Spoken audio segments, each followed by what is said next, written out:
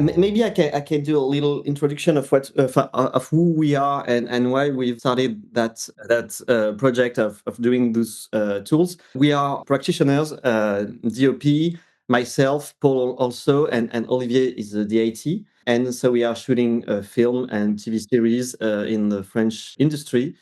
And at the very beginning, we started to develop little tools like 4 or 5 years ago for our own projects, because we were a bit unhappy with what was available in the industry, because it was mainly like LUTs files and very non-parametric tools, human emulation tools, and that was it. And so, as many people and just like you, I think we started to make our own tools. But then, as we are, I mean, we've got a lot of friends and people that work with us in the French industry. We started to give our tool to for other projects and to talk with host houses in France. And then year after year, it became something a bit more complex than just a bunch of DCTLs, and so we, like 1 year ago, we started with a big French post house, which is called Polisson. We've started like an official research lab. Say, okay, we are going to release a project that will be like easier to pay for developers and to finish something which worked great, because we were, I mean, the math was there, but a lot of stuff in terms of optimization, in terms of performances, user experience also. user experience, yes, could be done. And so at the end, we've released a finished tool. I mean, it's just a starting point for us. It's just the beginning of the journey, because we've got plenty of ideas in terms of what we can do more. And as you know, it's not a tool made of sample data. It's just continuous maths, because in the industry we work, I mean, feature film and TV series, color managed workflow are essentials. And so we want to play with the DRTs of those color management workflow, and mostly ACs, in fact. So we don't want to have a look which includes the DRT, and to invert the DRT to just like film emulation, regular film emulation plugins made from sample data. So what we want to do is make mathematical distortion of the color volume into the color managed workflow, and work so that those distortion plus the DRT are doing the look. So you can separate the look aspect from the color mapping aspect, like perceptual color mapping. So you've got a regular development, which is the DRT, and you've got the look part, which is just upon, and you can modulate the look part.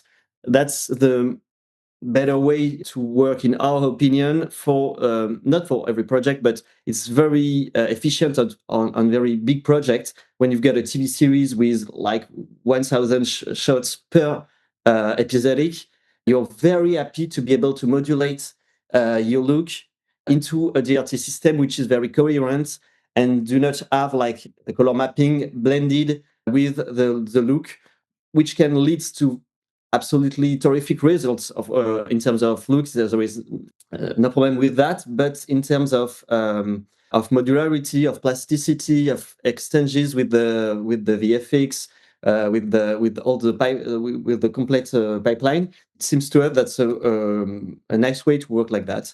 So that's the main idea. And so we are the first user of our plugins. I mean, we are using them like all the time. They are not like the end, as I've already said, it's not the end of the journey. It's just a possibility. We have plenty of ideas to make the math better, or new tools also. On the textural aspect, for example, there is plenty of new textural path we can explore. And that's what's cool with math stuff, that it's I mean, you can add stuff, you can complement, which is not totally the case with sample data. When you have sampled stuff, it's finished. So that's our main philosophy. That's really amazing to hear, and really great. And I think it also helps that you're coming from diverse backgrounds, because you're a DB, then you have a DID on board, and I think this combination also works really well, I guess. Yeah, and also now we're our backbone is a post-production house as well. Yeah. Like we're integrated.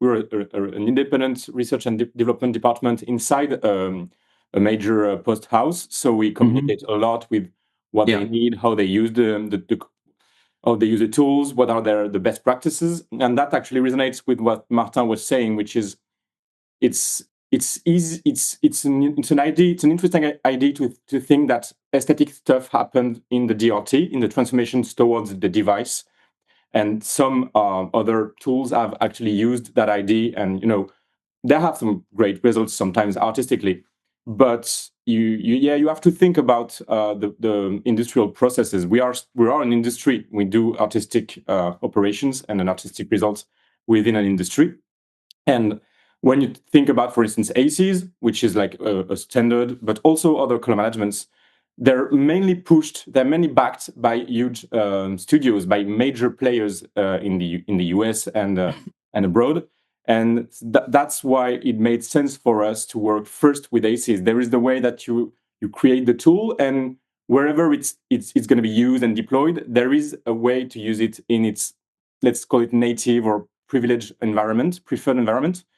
But then very, very much in the same move that we were decided to embrace ACES as a first point of development, we were clear that we wanted any kind of modern color management workflow to be completely compatible with the plugin. I mean, actually the other way around. We wanted the plugin to be compatible with every modern color management workflow, which is what the current state of the plugin is, that you can choose between the color managements you're using, and it will just fit right in. But it was really important for us to say, okay, you might get some very interesting results integrating the DRT in your look, but if you do that, then you leave a common path, and you have to embrace the fact that you are doing something very custom, very offbeat, and you have to be responsible for that. And we wanted to do something that would be used by a lot of people. And so we had to take that into account. And talking with the post house we're working with, and other post houses, and talking with people in the US, in major studios, we were very convinced that it was the right choice, because even if it kind of feel a bit limiting to not deal with the DRT and trust a color management with the DRT, actually, if you have the proper math before that, and that's what we think we have, I'm really convinced we have that, well, you can work in complementary with the DRT, and then most, like 90% of what you would feel would be the limitation of a DRT are actually limitations of your tools. And if your tools are smart enough, then it's not a limit anymore. Yeah. And just the main idea at the beginning was to be able to bring that on all our projects, because, for example, we've started just before Chromogen was released, but of course Chromogen is a gorgeous tool, and there's nothing to say about that. We feel much closer in the spirit from to Chromogen than to Filmbox, for example, because Chromogen is a full math look development tool.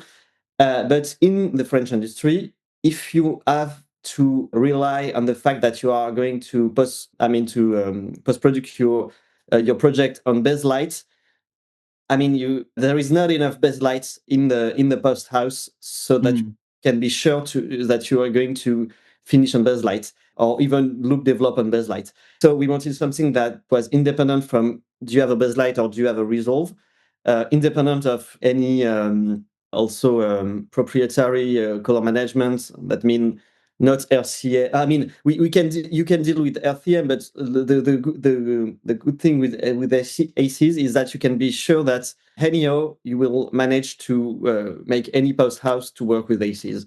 That's what the starting point for us. Mm-hmm. So that's also one of my questions, because now I think you have implemented, I have it in here, like the color management tab, where you can choose your input and output color space. But the plugin itself basically will always work in ACES. Is that right? Yeah. Internally, we work in ACES CCT. Yeah. It is send referred data just coming in and out. Yeah. Yeah. So there's no danger of a loss of data, loss of information, because we're talking about whether we're talking about for instance, you're coming in from DaVinci Resolve Color Management, you're coming in from Verilog C4, and you're going back to that. Well, these transformations are like virtually loss-free because you're in huge working space, you're scene referred and stuff like that. So switching to ACES for us is a way to ensure consistency of looks across the recording working space, color spaces, the diffusion color spaces. So that was important for us to guarantee that and to because we go for it. because we need pivot points, of course. So everything is tailored for some tonal ranges or color ranges.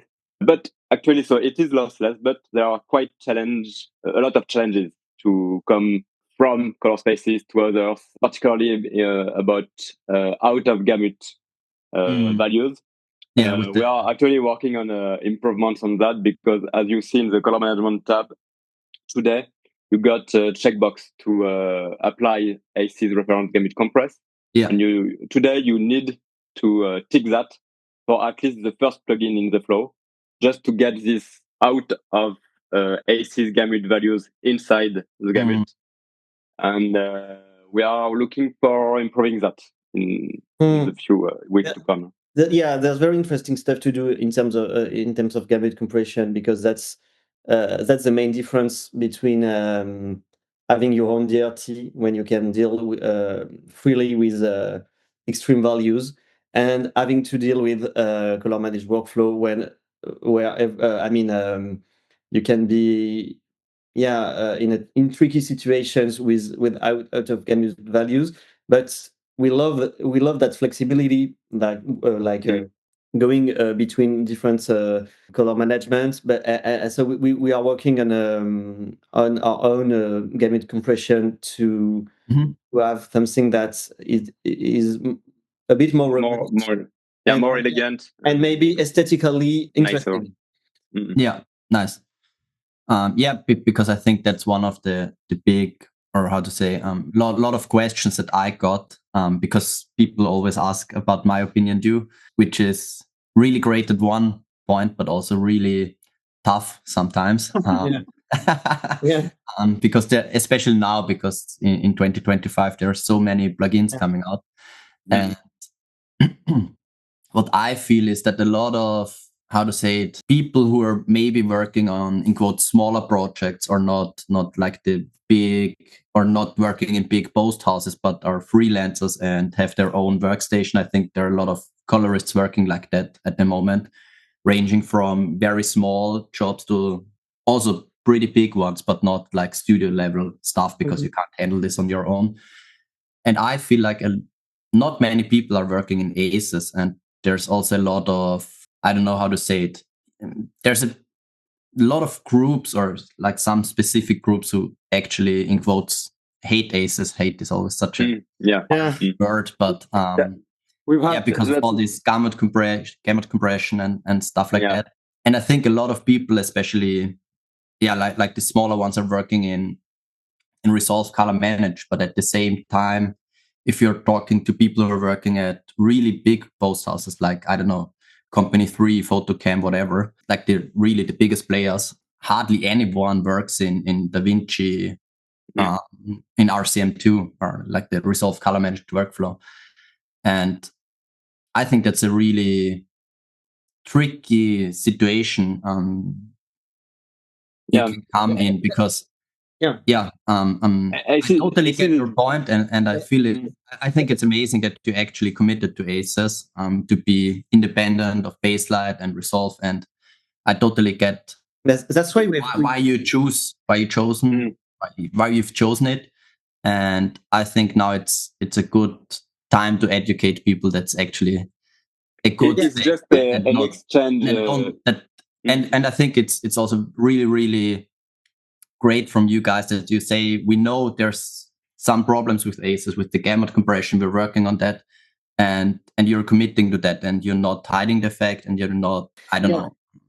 That's really you're totally transparent about that, and that's really, really amazing. And really congrats to that, and that you're working on gamut compression on your own, and that's super amazing. And I totally get why you've chosen this way, because if you do it just in logc3 or for every native camera system, where a lot of big studios are, in my experience, working camera native, it's super hard to choose one workflow. I know also I did it myself. I based everything on logc3, and I think it has been that for a very long time. But for me personally, it's also pretty tough how to develop my own tools, because I tried Resolve Color Management for 1.5 years or so, and I'm not happy with it. No matter if I choose the standard DRT or any other one out there, because I think also Open DRT is really amazing DRT, but I still don't like the feel of how, for example, when I push my midtones, my gamma wheel, how it responds in DaVinci White Gamut and DaVinci Intermediate. And yeah, that's really tough. And maybe one last question to that, because it's more of personal interest. Did you choose to work in AP1 or AP0 in if you wanted to say, I don't know if you want to say this or yeah, we can this or not. No, of course. The main color operation are in AP1. In fact, we are blending the color volume in AP1. Yeah. It encloses every target display referred color space. So we don't think it's a limitation today. Yeah. So it's enough. AP1 is big enough for us. But yeah, it's really funny because a lot of people are having problems with AP1 because of the gamut compression or so. And I get it when you're a real on the nerdy side of things. Of course, you can find problems and stuff like that.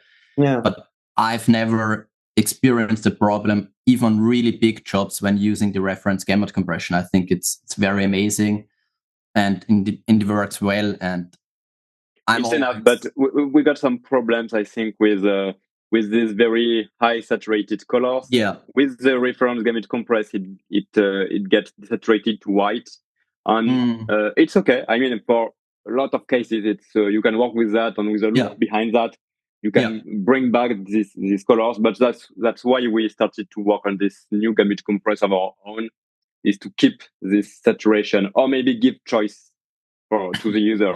To use this kind of gamut compress or this kind. So we just started to work on that, but because we were frustrated with the, in-frame sources with very highly saturated reds going to white, it's not a nice thing to see. So, but yeah, IP1 for the mathematics side of things, we don't care because we are coming from that and we are getting out of that. So we don't really care. We just need to handle these values coming in properly. And we do a better job with that.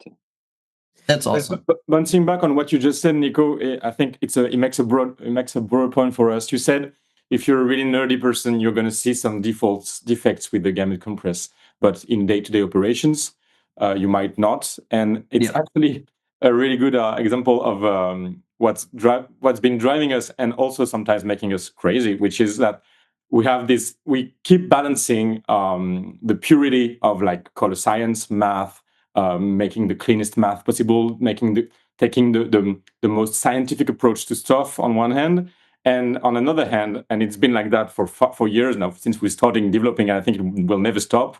There's the filmmakers in us that are like, yeah, I understand that this is not like the perfect way, but that look nice, so why don't we use that? And we're always like, challenging ourselves with what actually works to make an image that is going to be in a show, that is going to be helping us telling a story, helping us make a point, make an emotion, and what should be the cleanest way.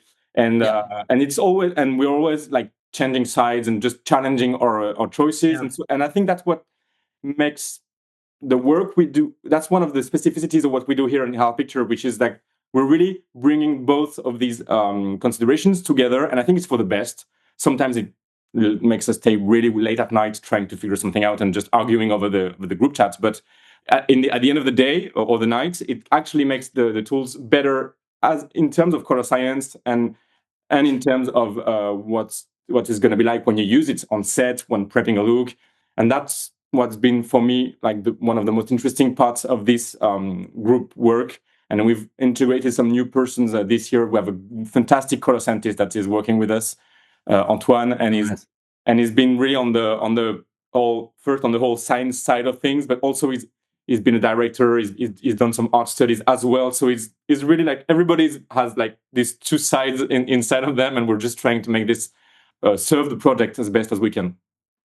Yeah, that's amazing. And by the way, there is still some stuff in the plugin. We are still improving stuff because there is still stuff hidden in the plugin where that are a bit limited in terms of math, because one day we say, okay, it just works, so let's do it that way, just like a DOP would say on Yeah. and we keep cleaning stuff, but that's what you've said about RCM and ACEs, because in our industry, I mean, as for example, as soon as you are doing a Netflix show or stuff, I mean, they are pushing ACEs, and as soon as there are big VFX studio, there is ACEs everywhere. So we are working in a place where everybody is using mainly ACEs. And so and when we've released our tool, we realized that we were like it was not like the case for everybody, and that's why we have made our look for RCM2. I mean, you can choose to load an ACES look or RCM look. So if you have the RCM DRT, it will. It will almost match in terms of rendition. We tried to do some flavors of each preset that are adapted to each. And we will follow differences of the DRT. Especially because we started to prop the looks with ACES 1.3, which is very, very, very punchy. So when ACES 2 came out, we were like, okay, we need to adjust every look we did. Funny that you mentioned it, because that was also one follow-up question that I had, that I think it was pretty tricky, probably because you started when it was 1.3 and now it's 2.0, and but actually different in terms of DRT. And actually, I think that's actually a good example of how our tools worked, which is, of course, ACES 2 is like there's less contrast. It's less committed in a way, which is good for color management. You don't want that works well with what we were saying earlier about DRTs and color management being more of a technical side. Even if anytime you do a DRT, you do make some artistic choices, but you want to limit that.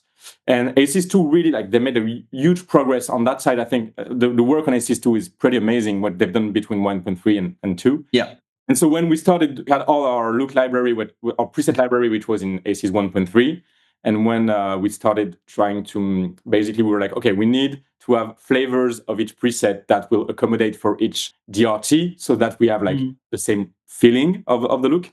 That was a challenge anyway, and we started doing it, and it's actually Antoine, our color scientist, that started doing it. And as he was doing it, it was like, okay, but you know what? Maybe we need an operator that does that and that, because with the current set of tools, I'm a bit limited. And so while he was doing that, we were just trying to figure out which operators would make sense to augment the plugins. And this process actually led us to include a couple of more operators and to improve the contrast module, for instance, because it was really balanced for ACES 1.3. And so having to commit to ACES 2 was a really good way to make the contrast way more robust and way more open to different situations.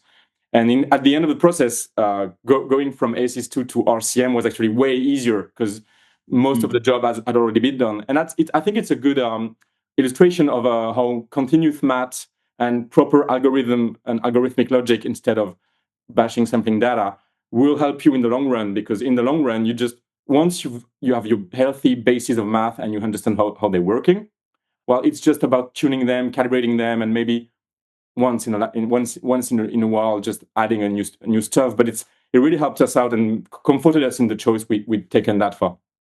Yeah, that's amazing and really great to hear. Yeah. And at the end, if you use the same look with, I mean, the same look with the RCM flavor or the ACES2 flavor on the ACES 1.3 flavor, and you are doing the proper color management, you'll have a very close match, like depending on the image, from 100% to 95%. And what's the differences that remain are the things that are DRT choices, in fact, how to deal with high saturation, how to deal with extreme values, and to deal with whites and stuff like that. So there are still little differences that, in a way, does not change the fundamental aesthetical intention of a given look. But the choice of the DRT remains something important, because if you feel more comfortable with that DRT, it stays the same even with Diachromie and Diaphanie. I mean, because we are working along with the DRT. But just to be clear, this choice it's just it's just an update of the look parameters. So but that's why with ACES 2.0, the thing is you can choose the looks from this DRT target, and it will match. It will be okay for every modern DRT. It's really ACES 1.3, which is really apart. But and I use Diachromie, for example, on a long feature film with the Alexa 35 lookup table, so with ARI color science, and it works perfectly fine because ALF4 is on revealed color science, is modern color management. So. The new, I think the trend, as you say, Olivier, the trend now for manufacturers of camera and for post-production manufacturers, the trend is to embrace the fact that color management should be less committed to artistic design as possible, and just to make sure that you get the best, the most faithful rendition of your artistic intentions, whichever the diffusion you choose to pursue. If you go to GR, if you go to Rec 79, if you go to DCIP3, and I think we're going that way. So ACES 1.3, I think we have to remember that. I think I'm going to say something a bit off, but I think it's at least 5, even maybe 10 years ago they burnt in the aesthetic choices. So ACES 1.3 in a way was like ACES 1 in a way was like, let's set the new rules of color management. And we talked a bunch with the people in ACES, and we heard about them, and they were like, we have two difficulties, with two challenges: agreeing on something first, and then adoption of what we've decided. And you can see that between ACES 1 and ACES 2, the time that it takes for decision making and the time that it takes for adoption are getting shorter, and because people are getting used to it. And you said it, Nico, there's a lot of there was issues, and there still are some things that you have to keep in mind when you use a color management workflow, and ACES in particular.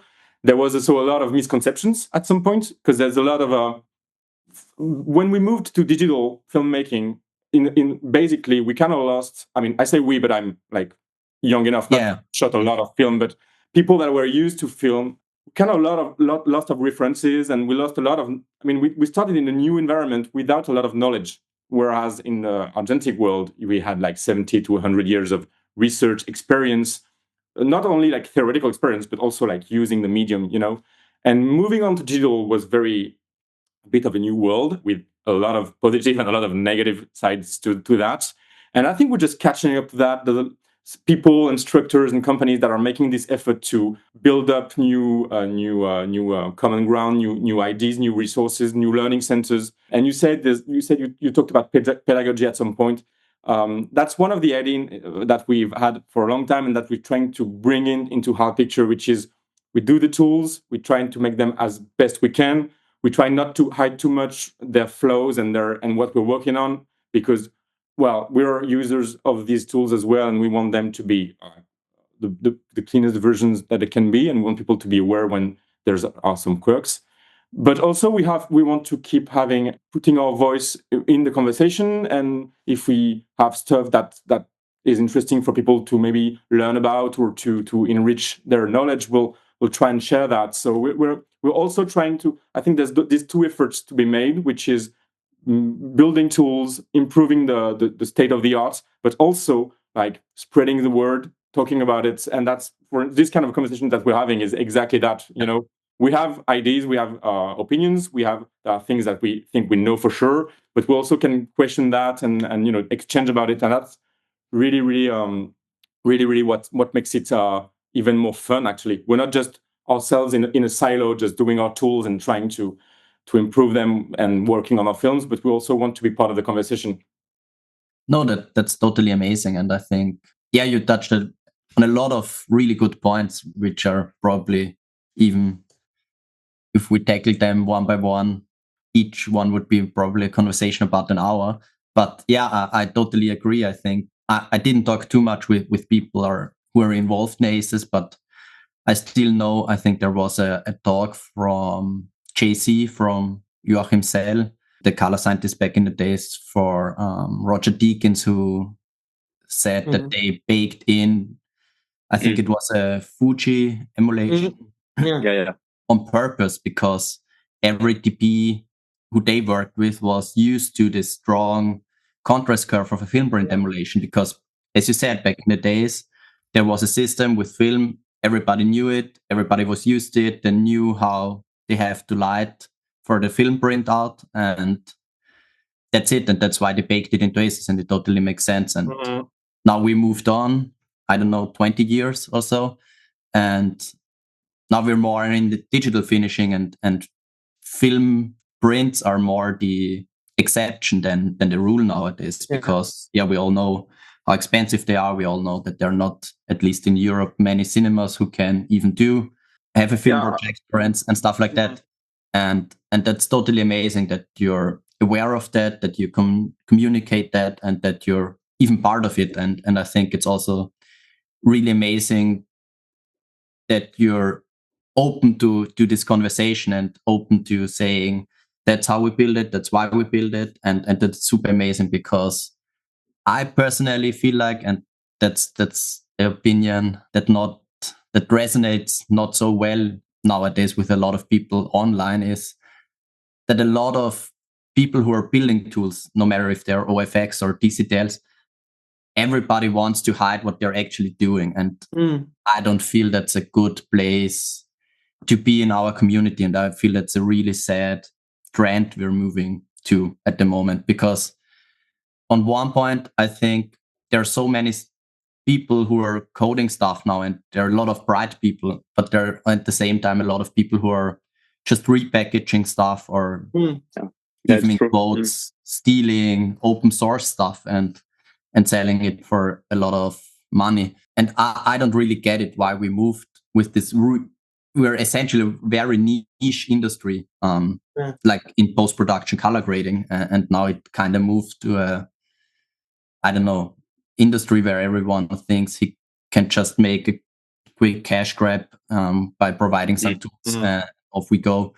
And I'm not even a big studio, but I don't want something implemented in my workflow where people are hiding what they're actually doing. Of course, it can work, and I can stress test it on my own, but I feel way more comfortable buying your tools when there are people who are nice and talk openly about it and don't hide anything. And I think that's also a really strong point, and not only on a developer side of things and business side of things, but also on a people level side of things, that you say, we know that maybe some stuff breaks, and we know that we can also do mistakes, and you commit to them. And that's, for me, a really, really good thing. And then I feel very comfortable buying your tools, because you know that there might be issues, and then you have a conversation about it, and you're going to fix it. And that's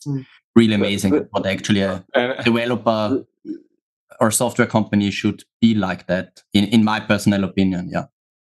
And the gamut compress, very, very amazing. The gamut compressing came from a discussion with a colorist named Marty. Actually, he looks at that, and we're like, he's right, we need to address that. There's a lot of stuff that comes from the conversations that are popping up, and user feedback is super enriching for us, because we have a lot of articulated, and And most of people that reach out to us to talk about the tools are, they thought their process, and maybe they did choices that we wouldn't have, or maybe they have some things that are maybe some misconceptions in our opinion. But at least there's a desire to understand much better things, and so user feedback is amazing for us, because then we can decide whether it's worth adapting, whether it's about as we said, communication, maybe helping us better understand what people want. So that's been a lot of fun. Yeah. If you want a quick deep dive into the math and the color science aspect, we can, on the color aspect, we can say that, so we are working in RGBs. That means we are not using perceptual color space. Sorry? Perceptual color space? Yeah, we are not using a perceptual color space but we are totally looking to perceptual color space, but at the very beginning, building something robust, blending and crafting the RGB volume was easier. So we've started, of course, like everybody, from spherical coordinates, but we have tweaking a lot of stuff in spherical coordinates, slider by slider. Almost no sliders have the same working volume at the other. We have made scalings. We have moved from strictly chain spherical to our own spherical stuff to compensate for saturation stuff. So it's not perceptual, but we have tweaking a lot of stuff for all the sliders, so that each one behave a little bit better than it was just RGB. Very cool. Yeah.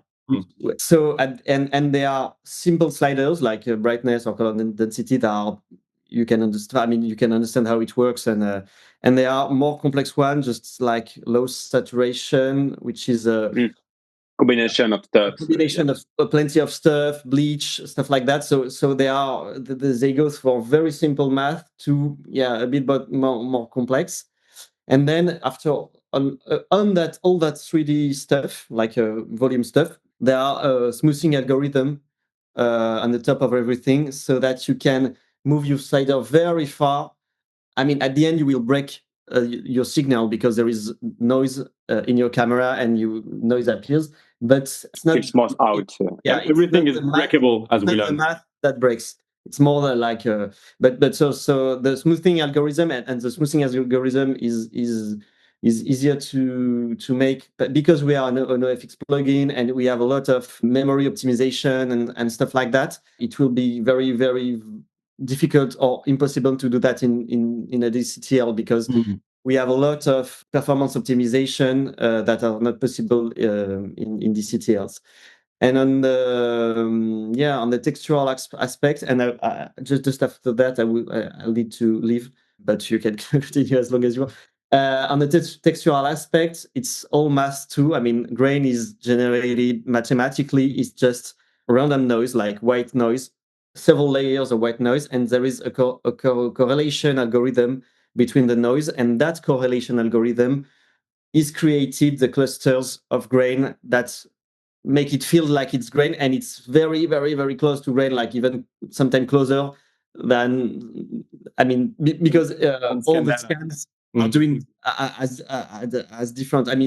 Ariscan was our preference in terms of grain rendition, and if you are scanning on Scanity, it's totally it's not the same grain. So we were looking to Ariscan rendition of grain, which is not an absolute reality of grain. Is just an interpretation, and that correlation algorithm is great to make that feel like just like grain. And because it's just random noise correlated, it's very good in terms of performances, but also in terms of parameterization, because we are creating everything. It's not just gray charts filmed and scanned.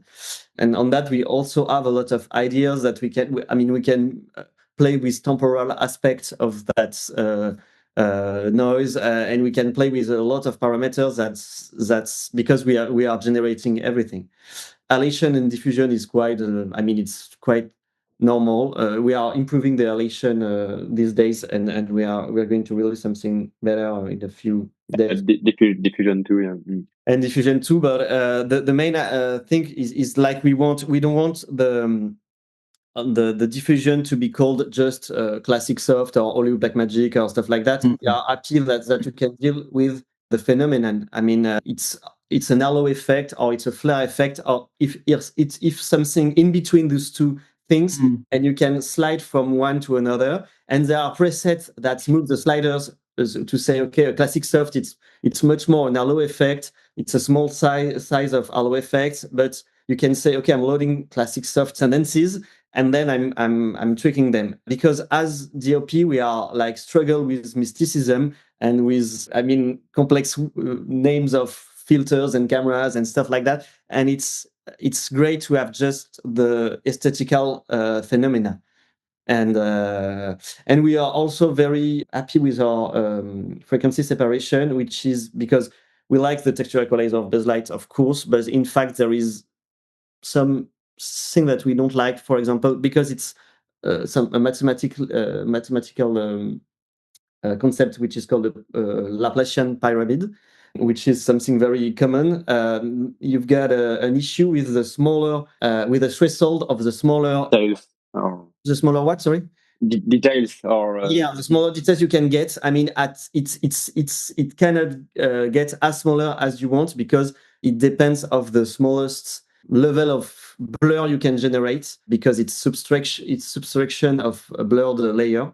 It's how you get frequency separation. And so we've modified that idea of Laplacian pyramids to get an infinite level of finesse. I mean, you can get this, you can select 1 pixel, and that's something we are very happy with, because you can really like just remove the very tiny details of a super precise camera, and just remove a little bit of details and keep everything else, and that's very convenient. And sorry guys, I need to leave to shoot, but I was very happy to talk with you, Nico, and I'm very Likewise. I'm a fan of your work too, and of your website. So I'm very happy that we thanks a lot. We have that discussion. Likewise. Very happy to hear. All the Bye, best for your guys. shoot. I'll let you talk. I'll let you continue. Sure. Yeah, all the best for your shoot, and very happy to get to know you, and keep on the amazing work. Thanks. Salut les gars. Bye. Salut. See you. Salut Martin. Yeah. So yeah, thanks a lot for the deep dive. I think that also was a great addition, and very happy to hear. And yeah, also funny that you also took away one of my last questions that I had. Already. How you would like explain yourself, what's different to the DCTLs out there, because I think there are a lot of DCTLs currently, mine included, that do a lot of similar stuff. And while I walked through yours, now I'm just talking about Diachromie. I already noticed like the bleach effect. I think that's a really, really amazing feature, and I'm not aware that anyone else did something like this yet, or at least not to my knowledge. And I also totally in love with the green enhancer that you made on that, like a really, really amazing thing. And that's was a very good idea from Martin, I think. It's totally amazing. And it's something like, because he's a DP, he needed at some point to get some disparity into vegetation, and of course, just pushing away the yellow green and the blue green, it works. It's very simple. For that, it's a very simple math. Bleach bypass effect is a combination of a lot of stuff I crafted, and I'm happy with the result. It's more complex because I actually talked about the bleach of very red, green, blue. Yeah, that's also. It's like how you can inject some bleach-like behavior on some summits, but it's not like the full shebang, the whole shebang. Really, I don't. I think it happened at some point, and I wasn't even like aware of it, because I think I was on a shoot or something. I came back and there was like, oh, there's this now. I started playing with it. I was like, okay, no, that's amazing. Yeah. I need to say that the bleach slider, I wanted it to be there at the beginning. I think I was the only one. Yeah, I think because I just got out of a long picture film where we used the Chromogen, the beta version of it, and there is a bleach operator in Chromogen that I was loving really. And I was like, we need that. We need something like that. We need to bleach, to be able to bleach highly saturated colors. It's a very good idea. So it's very different, but of course, we need this slider. It's a nice.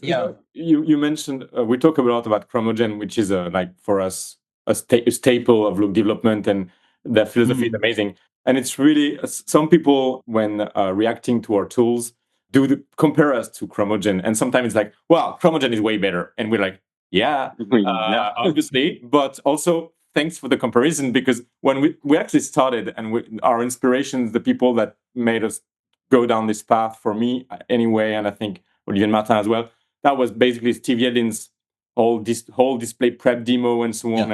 And it was amazing to be like, okay, so I can get a good, I can grasp what's happening to my images, which back then I had no idea how it was processed.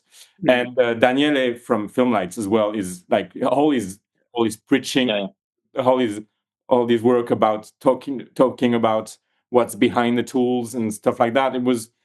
That give us, this beacon of light in a completely fog of war like environment where you're what's happening. So it's really nice to even though we know where we stand and so on, and we have for instance with Steve we have different opinions about the way we should approach things, and we actually talked about it a couple of months ago, which was very nice because he's a very interesting person. So of course now we diverge, and everybody's doing what they think is best for them, for their tool, and we don't have the same goals in mind and stuff like that. But just having to be there is for us is like, okay, so we're actually like with them talking about that. It's a great feeling of recognition, because we really wanted to just do something that would work for us. That's really how we started, and now we're like, okay, well, that happened. And you talked about transparency just before on. I wanted to react to that, but that's you just mentioned Daniele also, and it's quite a huge inspiration on that also about transparency and talking about stuff. And that's something that I think is doing a lot of good to our industry, and also to we need to talk about what we are doing. We will not publish the source code, but we want to publish as much as we can on all the challenges we encounter. We want to write about that, and that's what we will do on our website. We will just speak of which color science challenges we met and all that. And no, that's amazing. That's actually and also Daniele is really amazing. I'm impressed with all his innovation, and to be honest, I think I even get in trouble by saying this, but it's totally fine for me because I'm also like a Blackmagic training partner. But to be honest, like all the innovation and all the big tools and all the sophisticated math and stuff like that, everything's coming from the Filmlight guys in the recent years. And I feel like it's really sad to see that Blackmagic is just trying to copy their stuff on every release. I think that's also what sometimes breaks innovation, and that's also actually good thing for me sometimes. What you described, that you're saying you were inspired by Steve Yedlin and you talked about him, but now you decided to go a different way and sometimes not agree on every single point. But I think that's actually a good thing, and it's also a good thing that you can talk to people about that, even when not agreeing in some philosophies and some points. But that's what makes innovation for me personally, I guess, because it makes no sense to just copy one-to-one what's already out there or what other people are doing. I think that's actually great that you took this as space and diverged from where you're going at some point. You need some inspiration to start with, but we did take some shortcuts, not copying, but like, okay, this is a good way to go. Let's start with that. Like Martin talked about the RGB model, and from the beginning I was like, we need to go perceptual color space in this way, but like it's too complicated. Look, we are already getting results with this. Okay, let's go there. And it was kind of a shortcut to get somewhere, which was very quickly nice, aesthetically pleasant. And now that we are there, we can get some take some time on cleaning everything on maybe now invent new things. Yeah. And No, you know, amazing. the fact that there is so many new plugins. I mean, when we started, we had to convince people Inbox. to use our tools. Yeah. But first, before that, we had to convince people that look development was important. So we had it was almost impossible, you know. So at Martin and I, since we are DOPs, sometimes our strategy was like just to be like, no, but that's not a discussion. We're going to use my tools, and you know, a bit forcing our way into it. But you know, that's fine. That's our shows, and if there's a problem, we're here to support it. But at the beginning, it was really like preaching into the desert. Now there's a lot of good things being released. We obviously have an opinion on each and every one of them. We see great things, see things that we would not particularly have done the same way. That's okay. That's life. But the whole point of that is really not to have one plugin to rule them all. Not at all, because as you said, if that's what happens, then you don't have any innovation anymore. I mean, monopoly is the opposite of innovation. Of course, I'm kind of running a business, even so we're not like the business part of things, because this is Polisson which is backing us. But we are interested in, we want the plugin to succeed because we just want the department to have resources to keep exploring options. And you know, it's always nice to continue to happen for your tools to succeed than to fail. So obviously, I want to see people enjoying using Diachromie and Diaphanie. I want to see sales rising to the sky. But also, I'm really glad that Filmbox is doing Filmbox Pro, that you know, Cullen Kelly and Steve Yellins are doing Genesis and so on, because it just sends this great signal to the industry, which is like, this is important now. You have to consider look as a staple of your image creation, of your artistic creation. And we talked with a couple of platforms. I'm not going to name names just out of privacy, but we talked about building the shows, making the show really on the production side of things. And they're like, this has to be better thought of. We need to see people discussing looks, creating looks, and not just being, okay, we'll see what happens in the grading suite. And it still happens on big shows, because big shows means a lot of people deciding. And if you don't, like, you will have your executive production talking about you, the directors, the showrunner, the DOP with the first block, the DOP of the second block. Everybody has an opinion, and that's great. But if you don't have the tools, the approach, the smart approach to break down that look, make a proposition, fine tune it. If you don't have something that's you're in control of, well, everybody can have an opinion, and you can talk for hours and hours and hours, and then the responsibility is going to be diluted, and then you're going to end up doing what you've done before and what everybody likes, which is on the best day, a good film emulation. And I like a good film emulation. That's not the point, but we have now in 2025, we have to strive for more than just replicating what's been done for the last 50 years. I mean, there's some great stuff in film that I'm really not saying that, but also we have a new medium now, and maybe we can explore some new stuff, take what we like from film, try to apply it differently on the medium, explore new roads.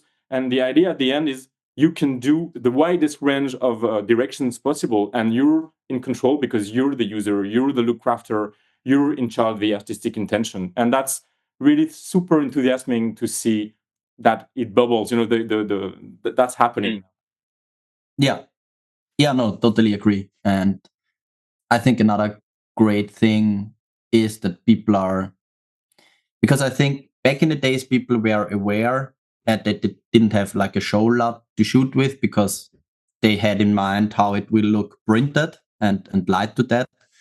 But I feel at some point, at least for smaller productions that I worked with, there was like a time where they just shot with the standard Rec 709 LUT that was in the camera, or sometimes even just monitored the log signal. It's crazy. And I think now we are changing the environment once again a bit, also on smaller productions, that they know that they should shoot with a LUT, or should do the look development upfront with, for example, your tools, to dial in a contrast curve that they like and that they shoot with, or give the tools like yours to a DIT that they have it on set and sending the right signal to the video village and stuff like that. So I think that's a really great thing that now, maybe because it's even simpler now for DPs to go into post-production, because every DP can download a plugin now and tweak around and get to know, okay, maybe I'm not getting there because I shot it in quotes wrong on my last job. And now I know, okay, if I want to look it like that, I should have a strong contrast curve in place for my next shoot, for example, and have more fill light in place or stuff like that. And I think, or that's what I feel is happening right now, which is really, really great and really helps. And if you have all the parameters in place, like you having, then you can still tweak it. You say, okay, then time was too short or budget was too short. I can still tweak my contrast curve a bit, and you're not. That's what we love. Stuff like that. Yeah. Sorry. Yeah, that's what we love about what we. What's the thing to say? But what we did is this ability you get to from show to show. You can get back to your previous look. Yeah. And take the look preset, and okay, the contrast curve was too strong. Let's get that a little lower on. Yeah. So this is really something that was missing from closed-end film emulation tools, which just give you one look. Yeah. So yeah. Yeah. No, totally. Really amazing. I was thinking about. I think it's something we might want to add to the color management discussion we had at the beginning of the Zoom meeting. And Olivier, you correct me if I'm wrong, but I think it's important for people to understand that. I know it can be the entry point can be a bit frightening for, as you said, individuals in smaller setups or smaller projects, or maybe people that are less tech savvy about color management. So. Clearly, we've designed it from the high-end perspective first in terms of technicality, not in terms of result, but like we thought about like high-end studio processes. But we are actually having an active discussion within HAL-Picture to redesign the color management tab to make it a bit more simpler, a bit more clear about what's happening. And you can of course diffuse that, but it's not set in stone. But we're thinking about maybe having a simple mode and a more advanced mode, even in terms of color management. We're thinking about integrating some conversions, for instance, from Rec 709 to ACs, because all that you can do right now by putting an ACs transform node or a color transform node before and after. That's clear. Yeah. But we understand as well that some people want something that's a bit easier to deploy, which I completely understand. Like choosing Rec 709 as an input because, well, the footage they gave you was from a GoPro or whatever. So of course you might not have the perfect rendition compared to a Sony Venice in S-Log3 as gamut 3, but it's still usable. I mean, I've done shots where with drones, for instance, DJI drones that are not completely characterized. That works well. You just do the Rec 709 inverse transform, and you can really put your look from the rest of your show and just tweak it a bit, do, of course, an alternate version of the look, and you can match fairly easily.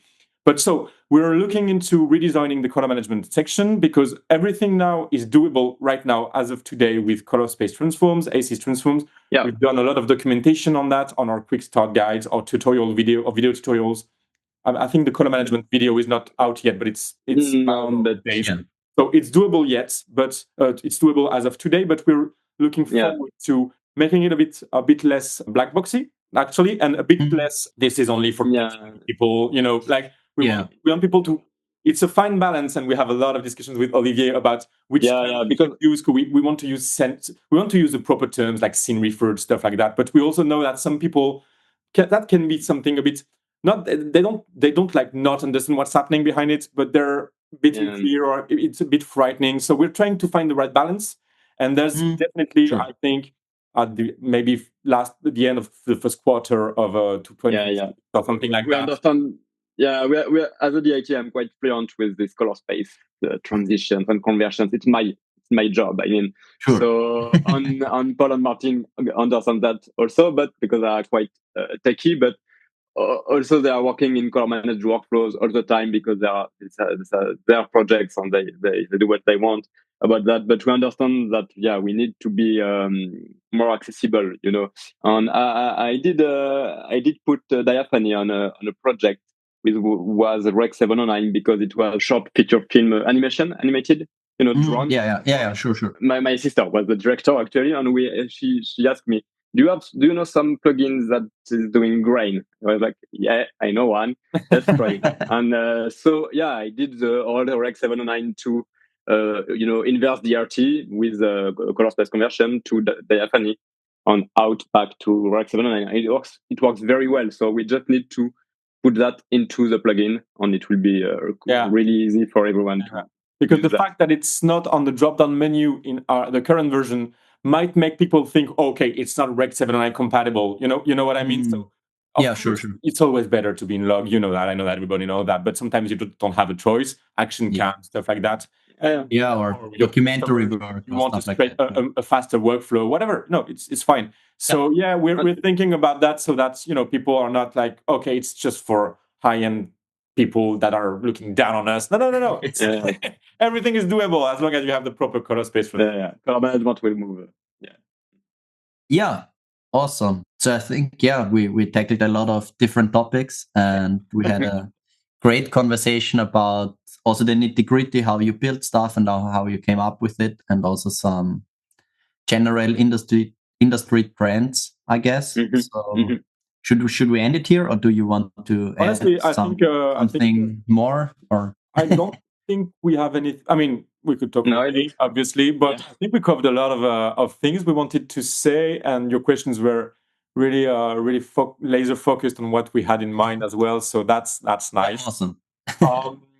But if you have any follow-up questions, or if you want maybe to do another format where we talk about a specific topic, maybe not the three of us, we can also we work as pretty well as individual persons as well. It's not always the three brains together. But if you want to, if things pop up along the way, and maybe you wanna do other topics, we would be really glad to participate. Yeah, awesome.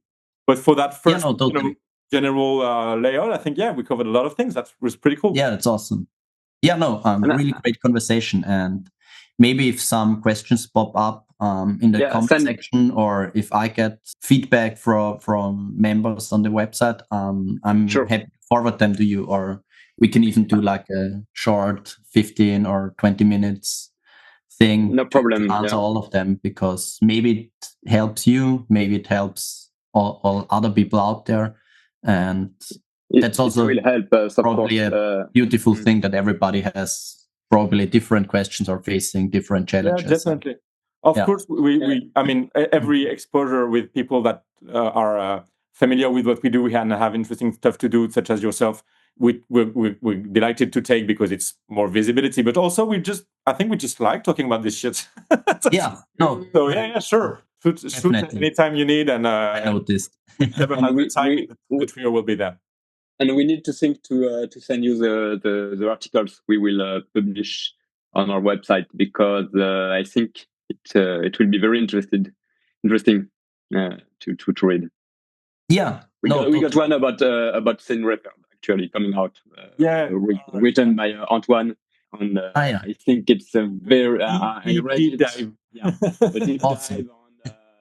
But you can get to it without a big scientific ground, so you can get there and take the Antoine's hand on the along the way and get into this. So we will be sure to send you with that when it's ready. Yeah, no, definitely, that's amazing. Great. Should we stop? Thanks a lot. I'm going to stop the recording. Yeah, sure. Yeah.